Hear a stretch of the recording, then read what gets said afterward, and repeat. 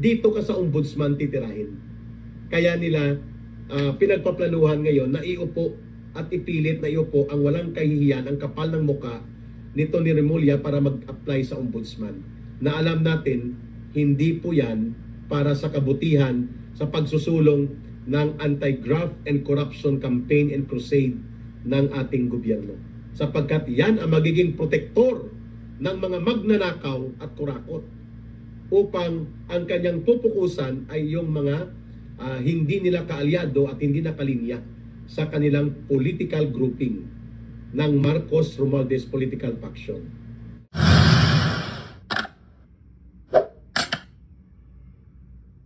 Technically po, ang Senate Impeachment Court has been terminated for a while.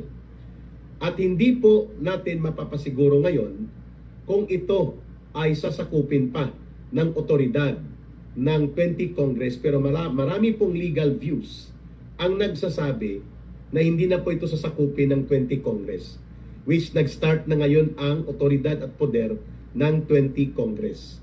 Ibig sabihin po from 2025, June 30 noon time, up to 2028, June 30 noon time. Yan po ang 20 Congress. So ang Senado ng 19 Congress na binuo bilang impeachment court noong June 11 is no longer technically operating right now. So good as dead ang impeachment trial kay Sara Duterte. Tumpak, good as dead. Kung kaya, maintindihan natin ano ang primary motivation ni Boyeng Remulla, bakit siya nag-a-apply sa ombudsman position na mababakante ito by July 4 or July 5 sa pagre-retiro ni Ombudsman Justice Martirez. Sapagkat gagamitin nila ito na may mga pending cases dyan laban kay Vice President Sara Duterte hinggil sa kanyang pagbabanta daw sa buhay ni Marcos Jr. ng kanyang asawa na si Lisa Araneta at kay Martin Romualdez. So may pending case yan na kinomplain siya sa ombudsman ng NBI, I think. Okay. So mayroon din pong plunder hinggil dito sa 125 million pesos na confidential fund. So ngayon kung good as dead meat, patay na karne na po ng kinatay na karne itong impeachment complaints na ipinaakyat nila Martin Romualdez dahil nga nawala na ang jurisdiction and authority ng 19 Congress nang sumapit po ang tanghali ng June 30 ngayong araw dyan sa Pilipinas, kasi Lunes din dito pero umaga pa, no? Mag-aalas 9 ng umaga sa Houston or 9:10 in the morning sa Houston, Texas. Sa East Coast area is alas 10:15 ng umaga.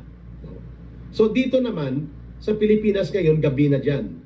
So kaninang tanghali dyan sa Pilipinas, noon time of June 30, the life and authority of 19 Congress was terminated. Tapos na po. So dahil hindi nag-convene ang Senate as impeachment court, tama po ang binabanggit ni Senator Francis Tolentino. Good as dead na ang impeachment laban kay Sara Duterte o yung case of impeachment. Kasi na-impeach na siya sa House of Representatives sa panunuhol nila Martin Romualdez, sa panunulsol at operation nila Marcos, but Sara Duterte is not yet convicted. Hindi pa po nagkaroon ng trial sa kanya sa Senate Impeachment Court. Although the Senate Impeachment Court was constituted, na buo, and then they convened, nagtipon sila noong June 11, but there was nothing significant in as far as the impeachment court and trial are concerned. Kasi binalik na po ang remanded ang articles of impeachment. At sabi natin, ang komentaryo ni Ka Eric doon, technically knockout yun. Kasi pinatulog, balik sa House of Representatives ang chapsuy at pansit canton na impeachment complaint. Ngayon, they were expecting itong sila Lola Laila de Lima, sina Hontiveros Talim witness na kategorya na magkakaroon pa ng isang sesyon o ilang pag-convene ang Senate Impeachment Court. Subalit nung June 14, nag-adjourn sine die. Ang ibig sabihin po ng adjourn sine die, nag-terminate ng sesyon without any further date identified kung kailan babalik. Yan pong ibig sabihin ng sine die. Adjournment without day or date ng kung kailan mag-resume sapagkat matatapos na ang kanyang termino by June 30, which nag-expire na nga.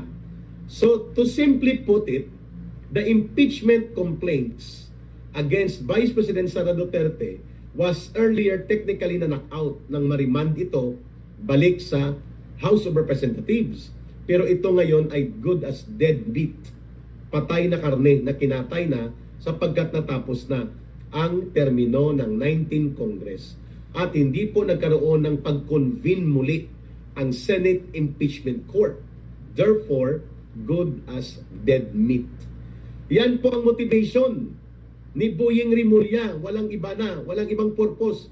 Kung hindi, maliban sa pagprotekta sa mga mangungurakot na kabarkada nila, na alipores nila Marcos at Romualdez, kasi nga, imbis na i-prosecute, poprotektahan niya na hindi po tatamaan ng kidlap ng batas, ng anti-graft and corrupt practices ang mga alipores ni Marcos at Romualdez, kaya gusto niyang pumasok sa ombudsman. Maliban po dyan, gusto ni Boyeng Rimulya na ipagpapatuloy, i-test, subukan kung kaya niyang i-stretch na hindi naman sinasabi kasi sa saligang batas na hindi mo pwedeng kasuhan ang Vice President. So they are trying to stretch the limit of the tradisyon kung saan sa pananaw nila Boyeng Rimulya, nila Marcos at Romualdez, the immunity from suit applies only to the President but not to the Vice President. Yung tradisyon, ng political tradisyon na yan, na sabi ko nga minana natin yan sa Estados Unidos nung tayo po ay nagpapattern ng ating governance and political system sa Estados Unidos, even ang mga batas natin, sinunod natin yung tradisyon na hindi sinasampahan ng kaso ang kanilang mga aktibong presidente habang nanunungkulan bilang presidente. So sa tingin nila Rimulya, sa tingin po nila Marcos at Romualdez, this is a test case that the tradition and the grant of assumed respect of principle that there is no filing of criminal complaints or any case against the sitting president, that principle or tradition may not or does not apply at all to the Vice President. So ang hindi pala nila kayang kunin dito sa impeachment court ng Senado ay kukunin nila dito sa ombudsman. Alam na natin kung bakit siya lilipat sa ombudsman sapagkat maliban na puprotektahan niya ang pangungurakot ng mga at katiwalian ng mga alipores nila Marcos, yung mga magnanakaw ng mga politiko at congressman na kaalyado nila Marcos at Romualdez, and si Marcos at si Romualdez mismo puprotektahan ng ombudsman na hindi po ma-prosecute at makasuhan ng pagnanakaw at paglulustay sa kabanang bayan. Maliban po dyan, the overarching motivation right now why Boyeng Rimulya, from a Justice Secretary na napaka-powerful, isa sa mga top-level cabinet position yan ng gobyerno, lilipat sa ombudsman. Alam na natin. Kasi the real motivation is to persecute, not just prosecute. Persecute, ipitin, durugin, dikdikin si Sara Duterte ng iba't ibang kasong kriminal at iba't ibang mga kasong harassment upang ito po ay maapektuhan ng lubusan. Bilang target nila na mag-resign si Sara Duterte, kusang loob na umalis na lang dahil kaliwat ka ng pagdurog or persecution ang gagawin sa kanya. That is the real score why itong si Justice Secretary Boyeng Rimulya is atat na pumasok bilang ombudsman. Okay. At mukhang may kababalaghang naluto na. Mukhang ito ay game plan talaga nila.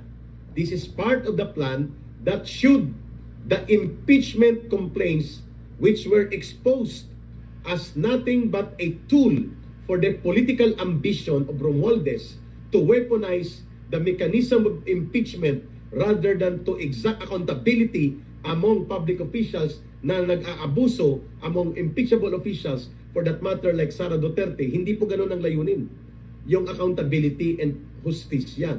Ang layunin po ng impeachment mechanism na pinasukan nila Martin Romualdez is gamitin ito para matanggal si Sara Duterte bilang Vice President, and she will be perpetually disqualified from running or holding public office, including being a candidate to the presidency in 2028. Should Marcos will reach the term of 2028. Kasi nakahanda si Martin Romualdez na magmaniobra para siya na ang uupo pagkatapos ni Marcos. Dahil hindi pa qualified si Sandro Marcos na tumakbo bilang presidente by age requirement sa darating na 2028. Kulang pa siya. I think ng mga 6 na taon or 5 taon pa ang kulang niya. Pagdating ng 2028. 40 years old yata ang minimum age limit sa constitutional age requirement, okay? Sa pagkapangulo at vice president. Ngayon, mga kababayan, malamang na itutulak ni Boyeng Rimulya kapag siya ang ilalagay ni Marcos dyan na ombudsman kasi nag-appoint yan presidente. So alam na natin laro nila ito. This is another dirty game operations of political persecution and continuing political demolition job in order to paralyze, demolish, or demoralize the Duterte political opposition group, especially si Sara Duterte. Yun pong purpose niya. So most likely po, iakyat ang kaso tungkol dito sa serious or grave threat laban kay Vice President Sara Duterte hinggil sa kanyang mga pananalita na ipinahayag niya na kung siya ay papatayin, ay may kinausap na siyang papatay din kay Marcos, kay Lisa at kay Romualdez. So ngayon, iniimbestigahan yan sa ombudsman. Most likely, target ni Boyeng Rimulya yan na iakyat kung siya ang maging ombudsman para magkaroon po ng kaso si Sara Duterte. May kulong po ba yan? They can play around with the court, even with the law. They can do that. So kung ombudsman na siya, siya na magiging prosecutor laban kay Sara Duterte. Hindi ko alam kung saan nila iakyat yan, Sandigan Bayan ba? Most likely, kasi biyan sa salary grade 27 si Sara Duterte. Basta salary grade 27 above, Sandigan Bayan. Okay. Maliban doon, may plunder case pa na nakapending laban kay Sara Duterte. So ang hindi nila makuha na pagtatanggal o ipatanggal si Vice President Sara Duterte by way of the mechanization and weaponization of the impeachment process na hindi nag-cooperate ang Senado, dito nila babawiin at imaniobra sa ombudsman. Wow, klaro. Matuwid ba at makatarungan ang ganitong layunin? Hindi, siyempre. And pangalawa, maliban po dyan, dapat nagkaroon din ng kapal ng mukha. Ng hiya. Pero dahil makapal ang mukha nitong kagaya ni Rimulya, itong magkapatid na ito, nag-umahawak po ng napakapoderoso na posisyon sa gobyerno. DILG Secretary si John Vic Rimulya. Under supervision sa kanya ang Philippine National Police, ang jail, Bureau of Jail Management, ang Bureau of Fire, at lahat po ng mga elected public officials na local. Gobernador, vice-gobernador, sangguniang panglalawigan, at pati po mayor, vice mayor, at mga municipal and city councilors hanggang barangay level. Ganun po ang poder ni John Vic Rimulya. At alam po natin na ang mga Rimulya ay mga politiko din. So sana man lang nagkaroon ng kunting katiting na hiya sa kanyang pagkatao si Boyeng Rimulya na hindi na siya dapat pumasok sa ombudsman kasi ang kanyang kapatid na nagsusupervise sa mga local officials at sila ay involved din bilang mga politiko ay may kapangyarihan din po na magpasuspend at magpatanggal ng mga local officials. Lalo pa kung congressman si Boyeng Rimulya. At alam natin akong ombudsman at alam natin tinatarget nila ang Davao na pwedeng tanggalin nila natanggal na nila si Pangulong Rodrigo Duterte. Rodrigo Duterte was not able to take oath as mayor of Davao City. And within 30 days, ang pagkakaalam ko, madideklarang vacant yan by way of absence ng elected mayor. So kung walang oath si Rodrigo Duterte, technically hindi siya maka-assume pa ng kanyang pagiging alkalde. Ito ang problema dahil hindi nag-administer o hindi nagsumikap ang COMELEC kahit online man lang ay pumunta sila or kaya pupuntahan nila doon together with the Department of Foreign Affairs, may ambassador na sasama, ipa-under oath nila at i-take oath si Pangulong Duterte doon sa ICC compound. Sapagkat nakadetine nga doon, ang kasalanan na yan ay hindi kay Pangulong Duterte kung bakit wala siya physically sa Pilipinas at hindi niya ma-perform ang kanyang mandato bilang duly elected mayor of Davao City. Ngayon, kung wala na si Duterte, i-technical nila si Tatay Digong, si PRRD, at hindi siya makakaupo bilang mayor, edi ang upo muna temporarily si Basti Duterte in his capacity by succession. Okay, ngayon ang tanong, mga kababayan, malamang target din ni Boying Rimulya at ni Marcos at ni Romualdez si Basti Duterte, maliban kay Sara Duterte na ipatanggal. Si Pulong Duterte at si Umar Duterte mahirapan sila kasi sa House of Representatives yan. They have to undergo yung process of ethics deliberation and complaint bago, kagaya ng ginawa nila kay Congressman Arnie Teves ng Negros Oriental na pinatanggal nila Martin Romualdez at nila Marcos by way of ethics complaints. Okay? Ngayon, kay Paulo Duterte at kay Umar Duterte at sino pang mga tinatarget nila pag congressional level, yan po ay nasa kamay ng House of Representatives. Hindi nila pwede yang galawin by ombudsman na sila magpaparimove.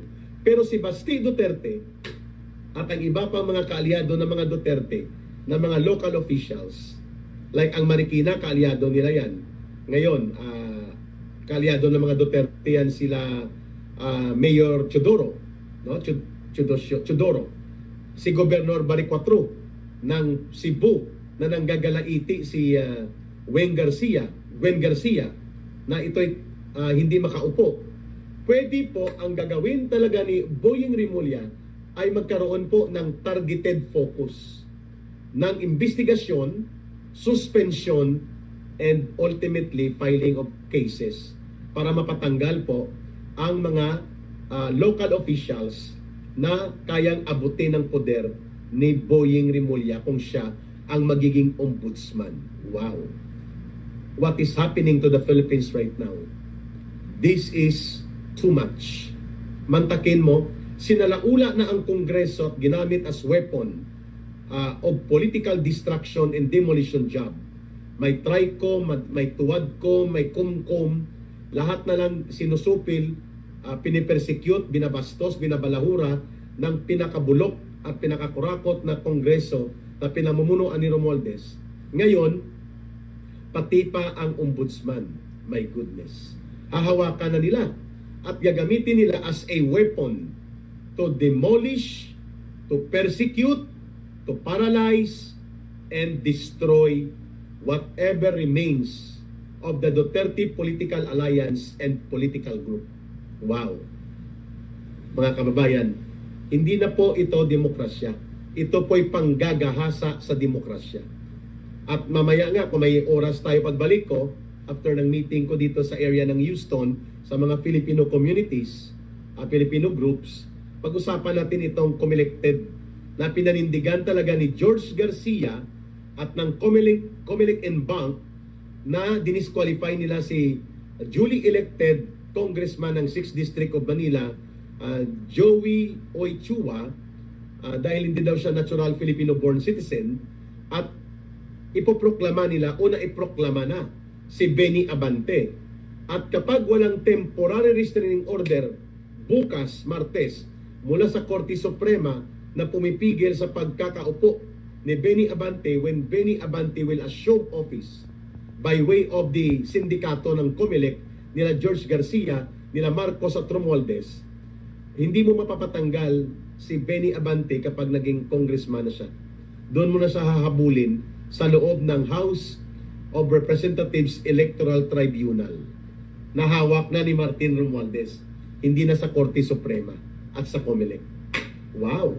Mga kababayan, this is something. So kung patutulugin yan sa HREP, ang protesta ni Joey Oichua laban kay Benny Abante at makakatakbo ka sa Korte Suprema, the Supreme Court cannot decide unless the HREP will terminate their proceedings. HREP means House of Representatives Electoral Tribunal. Doon po yan dinadala. May counterpart din yan sa Senate, the Senate Electoral Tribunal, SET. Ito naman HRET. So si Benny Abante will be protected by the sindikato of COMELEC, protected pa ng sindikato ni Martin Romualdez. Kaya upo siyang COMELECted, not elected. Anong ibig sabihin yan?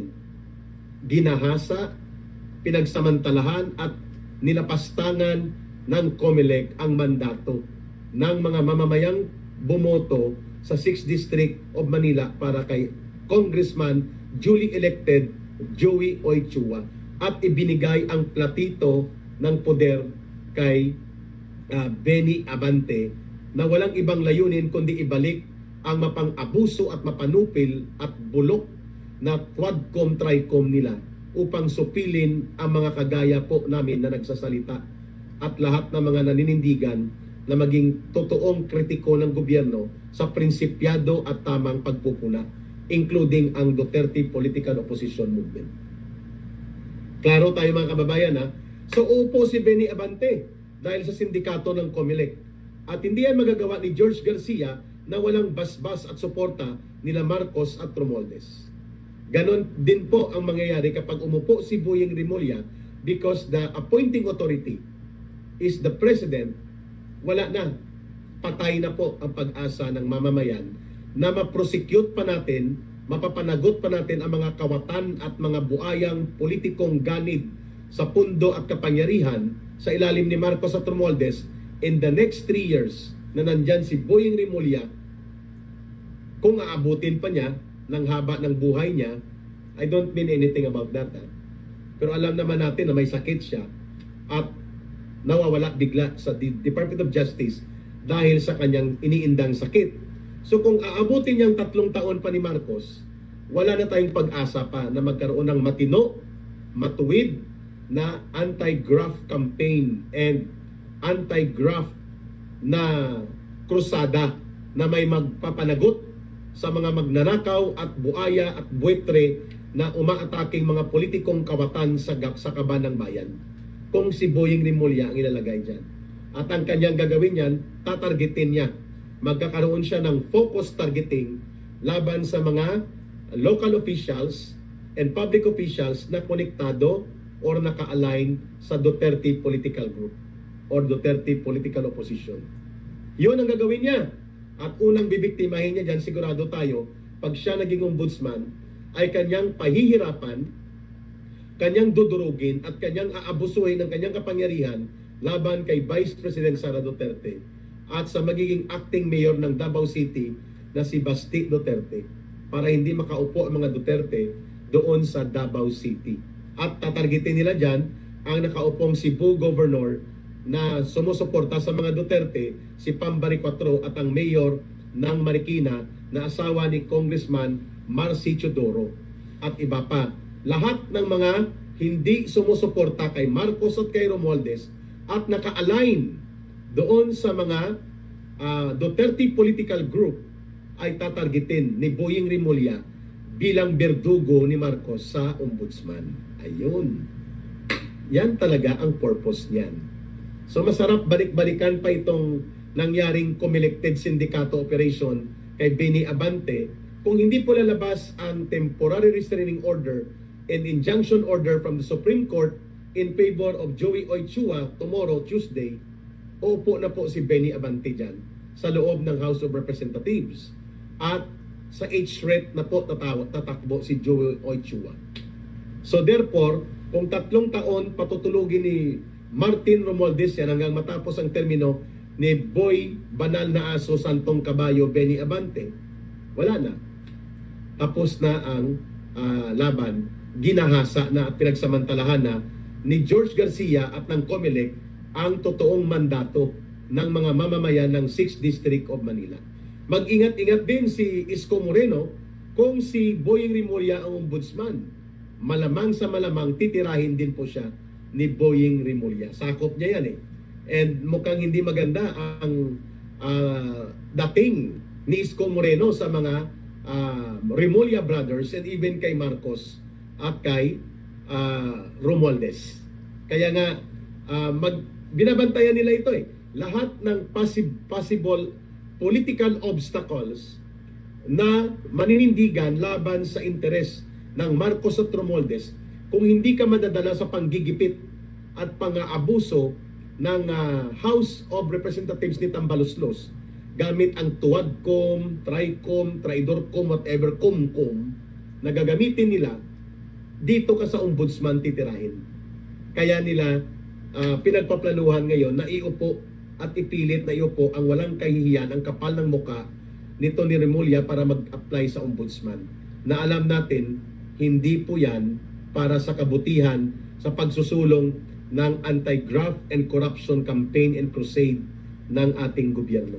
Sapagkat yan ang magiging protektor ng mga magnanakaw at kurakot upang ang kanyang pupukusan ay yung mga hindi nila kaalyado at hindi nakalinya sa kanilang political grouping ng Marcos Romualdez political faction.